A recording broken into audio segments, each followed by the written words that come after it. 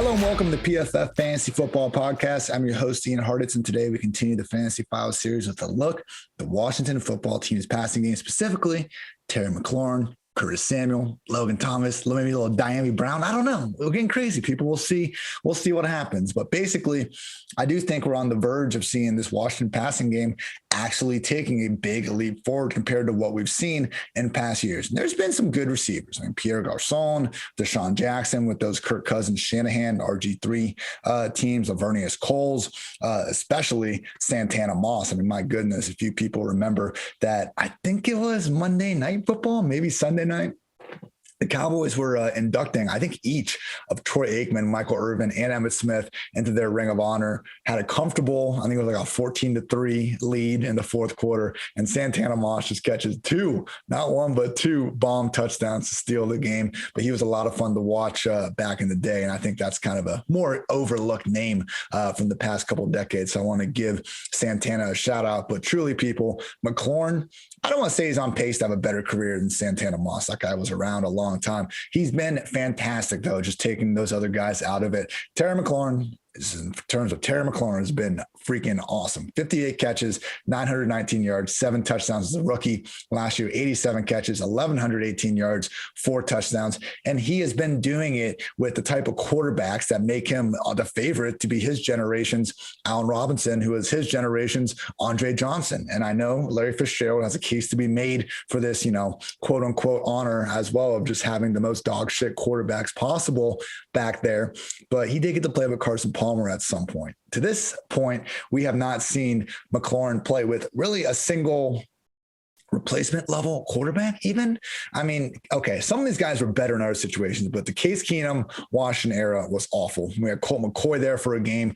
Dwayne Haskins, as much as I think, he doesn't deserve to be tarnished the way some people kind of throw his name around. He has objectively been a terrible NFL quarterback, which is what we're talking about right now. So he doesn't help. Kyle Allen certainly didn't help. Taylor Heineke, great. Good on him having that playoff game against the Buccaneers. We can never take that away from him. He has still objectively been a bad quarterback on the entirety of his career. And then we had the 2020 version of Alex Smith, who was typically more concerned with just getting the ball out of his hands as fast as possible to J.D. McKissick and occasionally Terry McLaurin. So somehow through that all and playing with not one, but 2 high ankle sprains last year, 2 high ankle sprains. This dude's a freaking warrior. But anyway, through all that, McLaurin has still managed to be anyone's idea of an above average receiver. Amongst 77 wide receivers with at least 100 targets over the past 2 years, McLaurin ranks 17th in PFF receiving grade, tied for 27th in yards per reception, tied for 20th in yards after the catch per reception, 23rd in yards per outrun, 29th in QB rating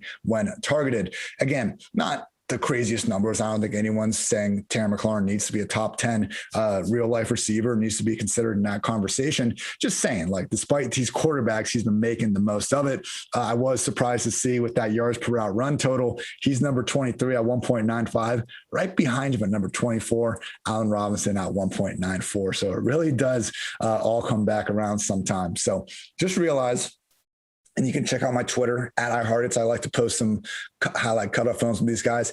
I have one with Terry McLaurin go up today, and just the things he was able to do last year. Proved unguardable against Patrick Peterson in week 2. He saved Alex Smith. It was one of the most hilarious storylines for me was this Giants game where Alex Smith threw for over 300 yards, and people were just really trying to, It was such a great comeback story, but the leaps people were going through to try to make out Alex to be this great quarterback last year were getting ridiculous. I remember a certain high-profile NFL Network reporter pointing out how many points the Washington football team had scored with Alex under center, and it just didn't even mention the 5 defensive touchdowns they had scored during that time.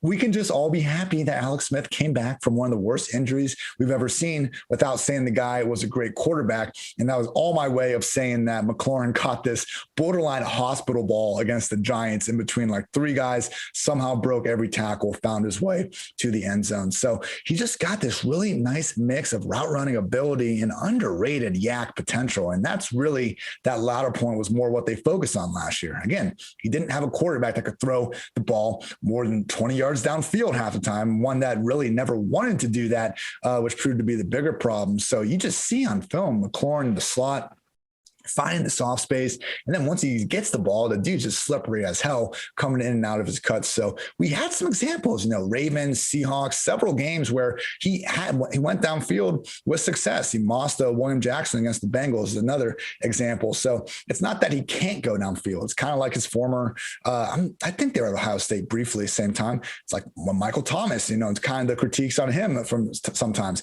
It's not that Michael Thomas can't beat defenders downfield. It's not like Terry McLaurin can't beat defenders downfield. They just typically haven't been asked to, more due to their quarterback's limitations than their own. So that's Terry. He's, again, just fantastic. Been anyone's idea of a top, 20. I think he'd be maybe 20, 25. You'd be hard pressed to find, I think, 20 wide receivers that you want on your team ahead of Terry right now. Turns 26 in September. So, hey, maybe he's, been benefiting from being a little bit older prospect coming out. Either way, people, he has an argument for the single best wide receiver in the NFC East. I would give that honor to Amari Cooper, but I do think McLaurin, again, at least has an argument to be there. We got Kenny Golladay in there now. Okay, NFC East. Maybe we're finally starting to get, something resembling respectable football out of you guys. One can hope. The good news for McLaurin is that he no longer is going to be the guy where defenses just focus all their attention on him in the secondary, because my guy, former Ohio State Buckeye, just filling up all the OSUers today, Curtis Samuel is there. And I want to clear up one thing, people. Curtis Samuel was not miscast as a field stretcher in 2019. Kyle Allen was miscast as a professional quarterback. And, don't take my word for it. Go on my freaking Twitter and look at the video of, it's a minute and 20 long, Curtis Samuel running wide open deep, Kyle Allen missing him again and again and again. So I really do believe Curtis can do everything you want a wide receiver to be able to do. Guy should have had over 1,200 yards in 2019, and I wouldn't even be having to debate you people on this. And I think the best, kind of metric to help show that it was not his fault was in 2020, nobody had a higher passer rating when targeted 20 yards downfield than Curtis Samuel. So look, he's been fine at going downfield when he's had anything resembling a competent quarterback, which I do believe Ryan Fitzpatrick is. More on that in a second. The second part that Curtis really brings to the table is just yak goodness. And I'm not quite sure how they're going to necessarily use him. Last year, he was the primary slot receiver for the Panthers, a lot more low average target depth stuff. And I wouldn't be too shocked if that happens again, if they want to go with, McLaurin on one side, Diami Brown on the other, Curtis in the slot. It does seem like more words than not out of OTA are that Curtis is going to be more of an outside threat, but it'd just be silly not to use this part of his game a little bit more. I mean, it's Urban Meyer's millennial version of Percy Harvin we're talking about here. Curtis has 4.31 jets. I mean, hell, like the one thing in his first 2 years in the league, 2017, 2018, he was dealing with injuries, but we still saw, the reverses. The Panthers got him. And just anytime they got the ball in this guy's hands, good things were happening. And then finally, Curtis Samuel can legitimately line up at running back and make good things happen. Career average of 6.6 yards per carry. Last year, after Christian McCaffrey went down, Curtis was basically the number 2 running back behind Mike Davis. It's not a gimmick with him back there. He played this at Ohio State. One of the worst games I have ever had the privilege of watching. I mean, it was a good game for Clemson, just not for my Buckeyes, was when Clemson shut out Ohio State in 2016. And Curtis Samuel had like the only good offensive play for Ohio State that game, which was this absurd, 65-yard run right up the gut after making several guys miss. So he came into Ohio State originally as Zeke's pure backup running back, and they started to expand him to play more wide receiver. And eventually, in his final year, he was fully unleashed as the primary offensive weapon on offense. So he has that in his range of abilities. It's just one of these issues where when we have a player that's so talented in all these different facets of the game, you don't want a coach to kind of pigeonhole them in as just doing one thing, or maybe, doing the Tariq Cohen Chicago route and just making them so gadgety defenses know what's coming. I'm confident that's not going to be the case here with Curtis Samuel, because he's reunited with former Panthers offensive coordinator Scott Turner. It was Norv calling most of the plays, but I would note in 2019, when Norv, I think it was the final 4 games of the year that he ended up, retiring or being dismissed, whatever it was, Scott came in and we actually saw him start to use Curtis more in the backfield than we had seen previously the entire season. So fingers crossed that all those design targets for JD McKissick, lest we forget, led all RBs and targets last season. Hopefully a lot more of those end up going to Curtis Samuel, Antonio Gibson, whoever else in 2021. mentioned this before, but I realize Fitzpatrick has been boomer bust QB his entire career. With that said, really ever since 2019, he has been nothing short of fantastic. I mean, I would even say 2018. I mean, that blistering pace he put on while Jameis was suspended for the first couple games of the year was wild. Came on in 2019, taking over for Josh Rosen, then taking over for Tua. Two quarterbacks that he outplayed, he got taken over for Tua, but those stats weren't close. We saw the Raiders game all the times Fitzpatrick had to come bail out Tua. I'm not hating on Tua, but Fitzpatrick was objectively the better quarterback last year. He just had to, unfortunately, be in these situations where it made sense for the team to turn the job over to, or at least find out what their, either rookie or former first round pick, that being Rosen or Jameis Winston. Like, they had every reason in the world to let these other quarterbacks be that guy. And now we don't have that situation in Washington. And the fact that they didn't draft a single quarterback tells you all you need to know about who is going to be their starter. Again, Heineke, great game against the Bucs, but Kyle Allen, Steven Montez, who's like a, homeless man's version of Taysom Hill. It's just one of these things where, if they had a real competition, if they wanted to instill real competition, there would be someone else here other than just, Heineke and Kyle Allen to take on Ryan Fitzpatrick. And, otherwise, I'm just not too intrigued by the pass catchers in this offense. We talked about Antonio Gibson, the great potential he has to become, DCMC. But I think in terms of the wide receiver 3, there's just too much up in the air. Gun to my head, I would kind of imagine it's Adam Humphries in the slot. He's been solid at that throughout his career, even had a bidding war between the Titans and Patriots before he ended up going to Tennessee. Obviously, that tenure didn't work out great for him. A lot of injuries did contribute to that, and clearly they were more concerned with getting A.J. Brown, Corey Davis the ball, as they should. But I would anticipate Humphries being in the slot, but it's far from a given. We also have Kelvin Harmon, Antonio Gandy-Golden, Steven Sims, Cam Sims. Cam Sims was legit really good after the catch last year, for those of you that suffered through every single NFC East game like I did. And Steven Sims was someone that I think is flashing his opportunities. Unfortunately, was hurt as well for most of last year. And the big name that's coming in is Dyami Brown. And he could, I think, be a wild card. He kind of reminds me of Josh Palmer, not in the way they play necessarily, but there's both third round rookie wide receivers in passing games we think are going to be good that have a chance to be the number 3 guy, even though there's some incumbent guys that we have to worry about. So, as a mid-round dynasty pick, I think Dyami makes a lot of sense. And one of my favorite stats with him, and that I kind of pulled from this wide receiver class, I made this metric called playmaker rate. Basically, I award 3 points for a run of 15 yards or catch of 20 yards, 6 points for a touchdown, and 1 point for a broken tackle. So divide all that by touches, and you get the guys that are making the most big plays, scoring touchdowns, making guys miss. And the top draft eligible wide receiver leaders from 2020, number 1, Jalen Darden, who's tearing up Buccaneers OTAs reportedly. Number 2, Devontae Smith, a.k.a. the guy I've been screaming at all of you to draft in every single fantasy draft here in the summer. And number 3, Dyami Brown. So hopefully Brown gets out there sooner rather than later. Unfortunately, I just don't really see whoever the number 3 receiver in this offense winds up being having this consistent fantasy friendly role, because unfortunately Gibson's going to be getting targets. McKissick's going to be getting targets, and so will Logan Thomas. So Logan's the real interesting one of the equation. He tied last year as the tight end 3 and was just actually making,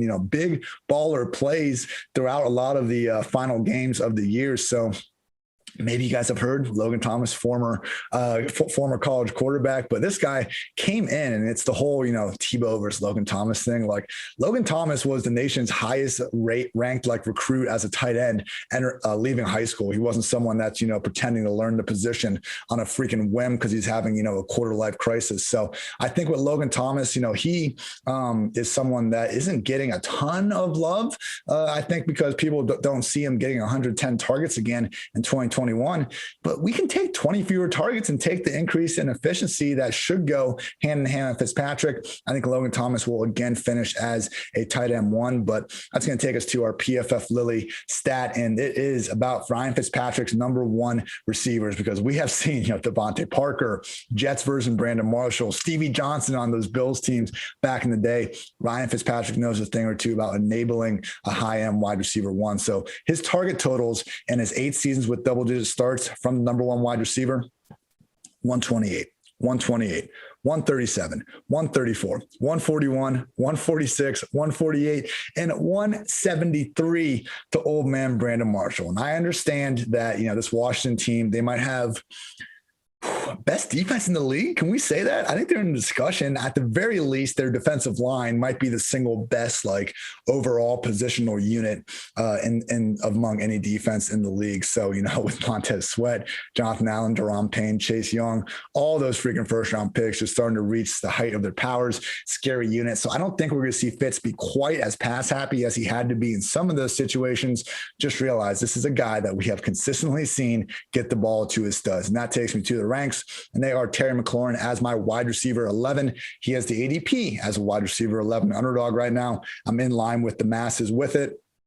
I would take him ahead of the Cowboys wide receivers, ahead of, Deontay Johnson, ahead of Allen Robinson, ahead of the Buccaneers guys. Look, he was the wide receiver 19 last season on a team that had, again, these terrible quarterbacks and just had really nothing to give him, playing with two high ankle sprains. So I think McLaurin, if anybody's going to make that leap up in the wide receiver 1 territory in this offense, it's going to be him. And I think he has the skill set and the target share, most importantly, to pull that off. I have Curtis Samuel as my wide receiver 36. His ADP sets him as the wide receiver 41 right now. He finished last year as a wide receiver 2. He was the wide receiver 23 when it was all said and done. Doesn't turn 25 until August. Absolutely wild. And look, I do like Dyami Brown, but I just don't really think, other than, last round dart throw, more or less, he's someone to get too excited about. Logan Thomas is my tight end 11. Again, mentioned how he finished tight end 3 with Bob Tonyan last year, behind only Kelsey and Waller. He's getting an every down role. I still think he'll be a tight end 1. Just wouldn't be too shocked if, we do see, the overall targets go down with a healthier Terry, Curtis Samuel involved, and also Dyami Brown.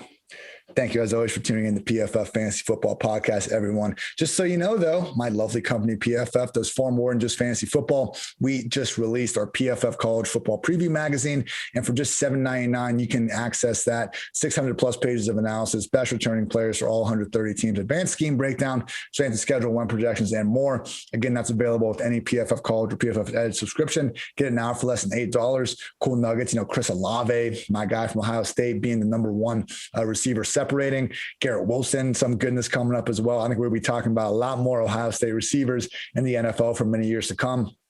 And hey, maybe you think, let's keep banking on these successful Ohio State Buckeyes. If you do, you can go play best ball over at Underdog Fantasy. Playing for fantasy for money. You need to check out Underdog Fantasy. Go to Underdog and deposit $10 using promo code PFF and get a free PFF Edge annual subscription. That's promo code PFF. Draft now at Underdog Fantasy. Final note before we get out of here. I think I found a life hack to getting over stubbing your toe. One of the most painful things that all of us humans go through. But if you have dogs, this is important. You need to have dogs. If you stub your toe and you're jumping around and dogs are in there, instead of screaming, just say, "I'm hurt, dog. Don't ask me if I'm all right." Hell not. Pull the Ed Reed out on your dogs and you'll start laughing about it. And then you forget about your toe being hurt. So just a little note there, trying to help you all out when you happen to stub your toes. So as always, thanks for tuning in to PFF Fantasy Football Podcast. New episodes out every single day throughout the summer. Going to be having some more 10 questions with fantasy analysts going on here soon. Want to get some good, larger breakdown episodes on to help complement the steady stream of Fantasy Files. And always got my guy, Andrew Erickson, on Wednesdays as well. Check out all my work on PFF.com. Bunch of memes and random goodness on Twitter at iHartitz as well. Again, people, thank you for tuning in. Until next time, take care, everybody.